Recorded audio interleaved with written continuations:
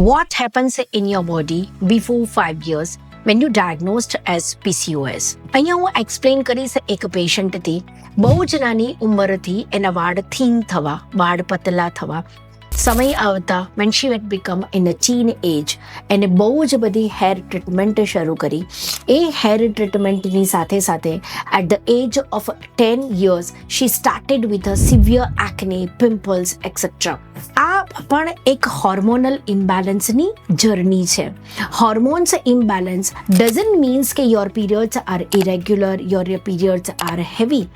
ઘણી બધી સાઇન્સ એક PCOS ડાયગ્નોઝ થાય એ પહેલાં બોડી બોલતું હોય છે, જેમ કે ઓબેસિટી, વાળ બહુ જ ખરવા, વાળ થીન થઈ જવા, ખીલ થવા, બ્લેક સ્કિન થવી, ના ગમવું, બહુ જ શુગર ખાવાનું મન થવું. આ બધી જ સાઇન્સ હોર્મોનલ ઇમ્બેલેન્સની છે before it has been diagnosed as PCOS. આ સાઇનને એક લેબોરેટરી એસેસમેન્ટ સમજો અને રિપોર્ટ્સ પહેલાં તમારા હોર્મોન્સ ડિસ્ટર્બ છે એ સાયન્સથી પણ તમે હોમિયોપેથિક ટ્રીટમેન્ટની શરૂઆત કરી શકો છો. હોમિયોપેથિક સાયન્સ આ તમારા હોર્મોન્સને બેલેન્સ કરી ભવિષ્યમાં આવનારા PCOS, PMOSથી તમને બચાવી શકે છે.